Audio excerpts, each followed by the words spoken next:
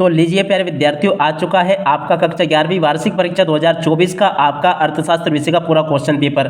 जी हाँ प्यारे विद्यार्थियों, अगर आप भी कक्षा 11वीं में मेरिट लिस्ट में स्थान प्राप्त करना चाहते हो तो जल्दी से आप लोग हमारे चैनल को सब्सक्राइब जरूर कर लो, क्योंकि प्यारे विद्यार्थियों एकमात्र इसी चैनल पर आपको कक्षा 11 के समस्त विषय के पेपर बताए जाएंगे। तो जल्दी से आप सब लोग चैनल को सब्सक्राइब जरूर कर लें, ताकि प्यारे विद्यार्थियों आप सब लोग अपने पेपर की तैयारी परीक्षाओं के पहले ही अच्छे प्रकार से कर सके। तो चलेगा प्यारे विद्यार्थियों, जल्दी से हम आगे बढ़ते हैं, समझते हैं कक्षा 11वीं वार्षिक परीक्षा 2024 का आपका अर्थशास्त्र विषय का पूरा क्वेश्चन पेपर और इसके पूरे सॉल्यूशन को। तो देखिएगा प्यारे विद्यार्थियों, कुछ इस प्रकार का क्वेश्चन पेपर आपसे परीक्षाओं में पूछा जाएगा। यहां से आप सब लोग इसको देख ले अच्छे से और पूरा का पूरा समझ जरूर लें। तो देखो, जैसे आपके हाथ में पेपर आता ना, सबसे पहले यहां पर आपको अपने रोल नंबर लिख लेने हैं। और इसके अलावा देखो, इस प्रकार का आपका अर्थशास्त्र का पूरा पेपर होगा।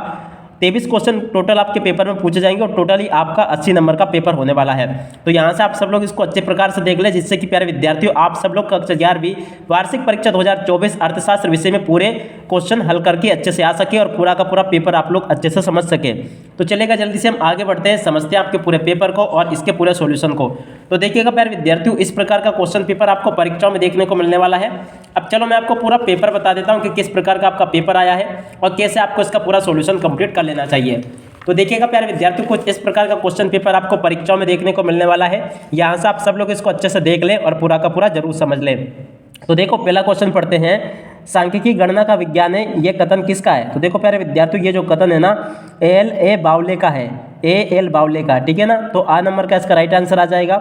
अगला क्वेश्चन पढ़ते हैं। 2, 4, 7, 8, 9 का अंक गणितीय माध्य होगा। तो देखो प्यारे विद्यार्थियों, इसका राइट आंसर आ जाएगा 6 इसका राइट आंसर होगा। यहाँ से आप लोग देख लें। अगला क्वेश्चन पढ़ते हैं। विस्तार का सूत्र क्या है? तो देखो प्यारे विद्यार्थियों, विस्तार का सूत्र है L - S, ठीक है ना।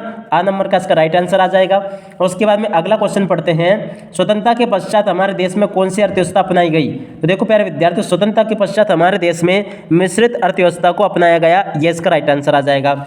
अगला क्वेश्चन पढ़ते हैं। हमारे देश में योजना आयोग का गठन कब हुआ? तो देखो प्यारे विद्यार्थियों, इसका राइट आंसर आ जाएगा 15 मार्च 1950 को हुआ। तो 5वें का राइट आंसर 4 आ जाएगा। यहाँ से आप सब लोग इसको अच्छे से देख लें और पूरा का पूरा जरूर समझ लें।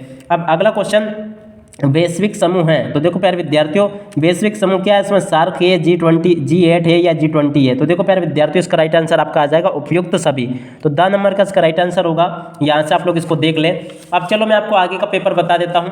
तो देखो, आपका आगे का क्वेश्चन पेपर इस प्रकार का आएगा। आप लोग यहाँ से इसको पूरा देख लें और पूरा के पूरे पेपर को अच्छे से जरूर समझ लें, जिससे कि आप सब लोग अपनी वार्षिक परीक्षाओं के पेपर में इसको अच्छे से हल करके आ सको। तो देखो, यहाँ तक का मैंने आपको बता दिया। अब चलो मैं आपको आगे का सॉल्यूशन दे देता हूँ। तो देखो प्यारे विद्यार्थियों, आगे आपके पेपर में इस प्रकार के क्वेश्चंस परीक्षाओं में पूछे जाएंगे।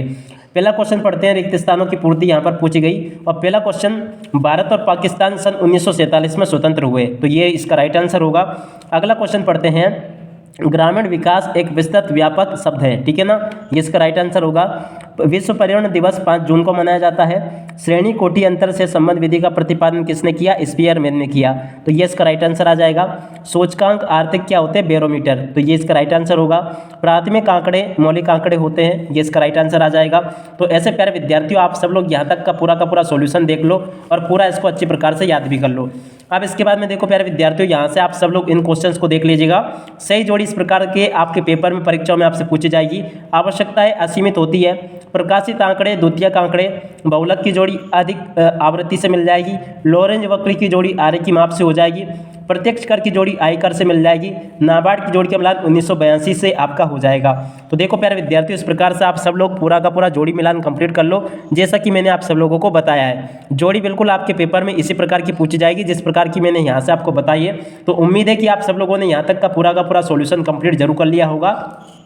अब चलो मैं आपको आगे का पेपर बता देता हूँ कि आगे आपका पेपर किस प्रकार का परीक्षाओं में पूछा जा रहा है। तो देखो प्यारे विद्यार्थियों, यहाँ पर आप लोग इसको देख लो। सत्य असत्य आपके पेपर में कुछ इस प्रकार से पूछे जाएंगे। तो पहला क्वेश्चन, सूचक स्वयं प्रश्नावली भरते हैं, बिल्कुल सत्य होगा। चीन गणराज्य की स्थापना सन 1949 में भी बिल्कुल सत्य है। P1 आधार वर्ष की मूल्य प्रदर्शित करता है, ये भी सत्य होगा।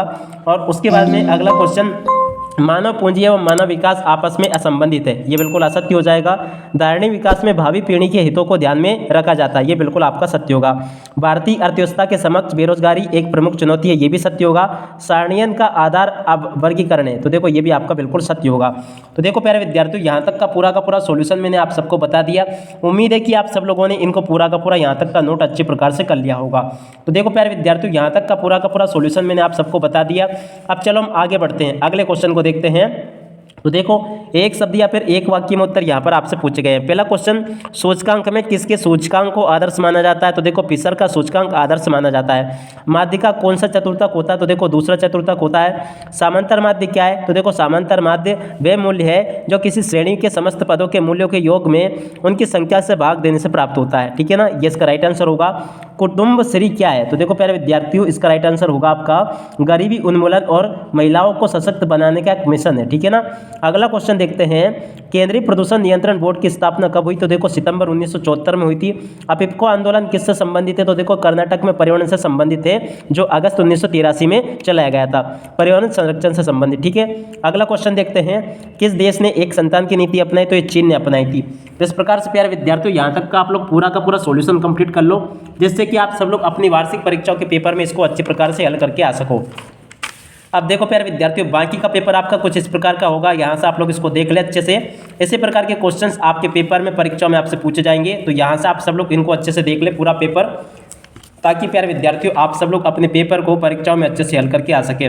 बहुत ही जल्दी प्यारे विद्यार्थियों इसका पूरा सॉल्यूशन मैं आपको दे दूंगा, एक भी क्वेश्चन यहाँ से आपका मिस नहीं होने दूंगा। मगर प्यारे विद्यार्थियों, ये आप लोग भी इस बात को जानते हो कि सॉल्यूशन को बनाने में थोड़ा समय जरूर लगता है, मगर बहुत ही जल्दी मैं आपको इसका पूरा सॉल्यूशन उपलब्ध करवा दूंगा। प्रश्न नंबर 19 को देख लो, 20 इस प्रकार का आपसे पूछा गया है, 21वां क्वेश्चन ये लिखा है, 22वां और 23वां क्वेश्चन ये यहाँ पर आपको दिया गया है। तो ऐसे आप सब लोग इसका पूरा सॉल्यूशन कंप्लीट कर लो। अब प्यारे विद्यार्थियों, इसी के साथ में इस वीडियो को यहीं पर पूरा करते हैं। नमस्कार, जय हिंद, जय भारत।